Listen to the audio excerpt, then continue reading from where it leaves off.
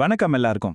இன்னைக்கு நாம Google cloud platform அதாவது ஜிசிபியை பத்தி ரொம்ப சிம்பிளா புரியுற மாதிரி பார்க்க போறோம். நீங்க கிளவுட் கம்ப்யூட்டிங்க்கு முழுசா புதுசுனா கவலையே படாதீங்க. இது உங்களுக்கு ஒரு சரியான வழிகாட்டியா இருக்கும். சரி வாங்க முழுசா தெரிஞ்சுக்கலாம். நாம இன்னைக்கு என்னென்னலாம் பார்க்க போறோம்னு ஒரு சின்ன ஓட்டம் பார்த்துடலாம். முதல்ல இந்த சர்வர்கள் ஏன் ஒரு பெரிய தலைவலின்னு புரிஞ்சுக்க போறோம். அப்புறம் கிளவுட் எப்படி இதுக்கு ஒரு சூப்பர் தீர்வா இருக்குதுன்னு பார்ப்போம். அதுக்கப்புறம் கூகுளோட உலகளாவிய நெட்வொர்க் எப்படி வேலை செய்யுது, ஜிசிபியோட முக்கியமான பாகங்கள் என்னென்ன, அதுக்கு எவ்வளவு செலவாகும், கடைசியா நீங்க எப்படி இதை பயன்படுத்த ஆரம்பிக்கலாம்னு எல்லாத்தையும் ஒண்ணு விடாம பார்க்க போறோம். சரி வாங்க ஆரம்பிக்கலாம். முதல்ல கிளவுட் கம்ப்யூட்டிங்கிற விஷயம் ஏன் இவ்ளோ முக்கியம்னு தெரிஞ்சுக்க அதுக்கு முன்னாடி இருந்த பிரச்சனை என்னன்னு பார்த்துருவோம். நீங்க ரொம்ப கஷ்டப்பட்டு ஒரு சூப்பரான அப்ளிகேஷனை உருவாக்கிட்டீங்கன்னு வச்சுக்கோங்களேன். அடுத்த கேள்வி என்ன வரும்? இந்த ஆப் எங்க இயங்கும்? மக்கள் இதை பயன்படுத்தணும்னா இது ஆன்லைன்ல இருக்கணும் இல்லையா? அதுக்கு என்ன பண்றது? பழைய முறையில நாமளே தான் சர்வர்களை காசு கொடுத்து வாங்கணும். அதுக்கு ஒரு பெரிய டேட்டா சென்டர் கட்டணும், இல்லனா வாடகைக்கு எடுக்கணும். அதுக்கு 24 மணி நேரமும் கரண்ட், கூலிங் சிஸ்டம், செக்யூரிட்டின்னு எல்லாத்தையும் நாமளே தலையில போட்டுக்கணும். இதுல கொடுமையான விஷயம் என்னன்னா, உங்க ஆப்க்கு டிராஃபிக் கம்மியா இருந்தாலும் சரி, அதிகமா இருந்தாலும் சரி, நீங்க வாங்கின முழு சர்வருக்கும் காசு கொடுத்து தான் ஆகணும். இது நேரத்தையும் பணத்தையும் வீணடிக்கிற ஒரு பெரிய வேலை. அப்போ இந்த பிரச்சனைகளுக்கெல்லாம் ஒரு தீர்வு இல்லையா? கண்டிப்பா இருக்கு. அதுதான் கிளவுட் கம்ப்யூட்டிங். அப்படின்னா என்ன? பயப்படாதீங்க, ரொம்ப சிம்பிளான விஷயம்தான். நமக்கு தேவையான கம்ப்யூட்டர் பவர், அதாவது சர்வர், ஸ்டோரேஜ், டேட்டாபேஸ் எல்லாத்தையும் சொந்தமா வாங்காம நமக்கு எப்போ தேவையோ எவ்வளோ தேவையோ அதை மட்டும் இன்டர்நெட் மூலமா ஒரு கிளவுட் கம்பெனி கிட்ட இருந்து எடுத்து பயன்படுத்திக்கிறது தான் கிளவுட் கம்ப்யூட்டிங். கரெக்ட். இந்த ஒரு வரி போதும் மொத்த கிளவுட் கம்ப்யூட்டிங்கையும் புரிஞ்சுக்க. சொந்தமா கார் வாங்கி அதுக்கு மெயின்டெனன்ஸ், இன்சூரன்ஸ்னு செலவு பண்றதுக்கு பதிலா தேவைப்படும்போது ஒரு டாக்ஸி புக் பண்ற மாதிரி தான்.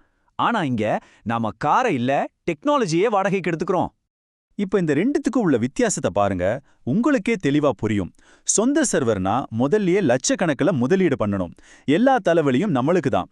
ஆனா கிளவுட்ல அப்படி இல்ல. இது pay as you go model. எவ்வளோ பயன்படுத்துறீங்களோ அதுக்கு மட்டும் காசு கொடுத்தா போதும். இன்ஃப்ராஸ்ட்ரக்சரை பத்தின கவலையே நமக்கு வேண்டாம், அதை கிளவுட் கம்பெனி பார்த்துக்கும். நம்ம பிசினஸ் திடீர்னு வளர்ந்தா கூட 2 நிமிஷத்துல நம்ம சர்வர் திறனை அதிகப்படுத்திக்கலாம். ஓகே, பொதுவா கிளவுட்னா என்னன்னு இப்ப நமக்கு ஒரு ஐடியா கிடைச்சிருச்சு. இப்ப நாம இன்னும் கொஞ்சம் உள்ள போய் குறிப்பா கூகுள் கிளவுட் பிளாட்ஃபார்ம் அதாவது ஜிசிபி எப்படி வேலை செய்யுதுன்னு பார்க்கலாம். கூகுளோட நெட்வொர்க் புரிஞ்சுக்கிறது ரொம்ப சுலபம். மொத்த உலகத்தையும் அவங்க சில பெரிய பகுதிகளா பிரிக்கிறாங்க. அதுக்கு பேரு மல்டி ரீஜியன். உதாரணமா ஆசியா ஒரு மல்டி ரீஜியன். அதுக்குள்ள மும்பை மாதிரி ஒரு குறிப்பிட்ட நகரம் ஒரு ரீஜியன். அந்த மும்பை ரீஜியனுக்குள்ளதான் பல தனித்தனி டேட்டா சென்டர்கள் இருக்கும். அதுக்கு பேரு ஜோன். இப்படி ஒரு அமைப்பு இருக்கிறதுனால தான் உங்க யூசர்ஸ் எங்க இருந்தாலும் அவங்களுக்கு வேகமான நம்பகமான சேவை கிடைக்குது. சரி, இந்த உலகளாவிய நெட்வொர்க்கால நமக்கு என்ன பிரயோஜனம்? யோசிச்சு பாருங்க. இந்தியால இருக்கிற ஒரு சின்ன ஸ்டார்ட் அப் கூட உலகத்தரம் வாய்ந்த இன்ஃப்ராஸ்ட்ரக்சரை பயன்படுத்த முடியும். விப்ரோ, அசோக் லேலண்ட் மாதிரி பெரிய நிறுவனங்கள் மட்டுமல்ல, நாளைக்கு நீங்க உருவாக்க போற ஆப் கூட குறைந்த செலவுல அதிக செயல்திறனோட உலகத்தையே சென்றடைய ஜிசிபி ஒரு பெரிய வாய்ப்பை உருவாக்குது. ஓகே, ஜிசிபிக்குள்ள லாகின் பண்ணியாச்சு. இப்போ நம்ம வேலைகளை எப்படி ஒரு ஒழுங்கா வச்சுக்கிறது, அதுக்கு ஒரு அமைப்பு இருக்கு. அதுதான் இப்ப பார்க்க போறோம். இந்த அமைப்பை உங்க கம்பெனி மாதிரி நினைச்சுக்கோங்க. முதல்ல ஆர்கனைசேஷன். இதுதான் உங்க மொத்த கம்பெனி. அதுக்குள்ள இருக்கிற ஃபோல்டர்ஸ் உங்க கம்பெனியோட ஹெச்ஆர், ஃபினான்ஸ் மாதிரி தனித்தனி டிபார்ட்மெண்ட்கள். ஒவ்வொரு டிபார்ட்மெண்ட்டுக்குள்ளேயும் நடக்கிற வேலைகள் தான் ப்ராஜெக்ட்ஸ். அந்த ப்ராஜெக்ட் தேவையான கம்ப்யூட்டர், ஃபைல்ஸ் மாதிரி தான் சர்வர், ஸ்டோரேஜ் போன்ற ரிசோர்ஸ்கள். இப்படி ஒரு அமைப்பு இருக்கிறனால எல்லாத்தையும் குழப்பம் இல்லாம நிர்வகிக்க முடியுது. இப்போ ரொம்ப ரொம்ப முக்கியமான ஒரு பகுதிக்கு வரும், செக்யூரிட்டி. இத்தனை ரிசோர்ஸ்கள் இருக்கும்போது யார் இதை பயன்படுத்தலான்னு எப்படி கட்டுப்படுத்துறது? அதுக்கு தான் ஐஏஎம், அதாவது ஐடென்டிட்டி அண்ட் ஆக்சஸ் மேனேஜ்மெண்ட் இருக்கு. இதை புரிஞ்சுக்க இந்த ஒரு கேள்வியை மட்டும் ஞாபகம் வச்சுக்கோங்க. யார் எந்த ரிசோர்ஸ் மேல என்ன செய்யலாம்? இந்த கேள்விக்கு பதில் சொல்றது தான் ஐஏஎம்மோட மொத்த வேலையே. பொதுவா இதுல 3 முக்கியமான ரோல்ஸ் இருக்கு. ஓனர் தான் ராஜா. இவருக்கு எல்லா பவரும் உண்டு.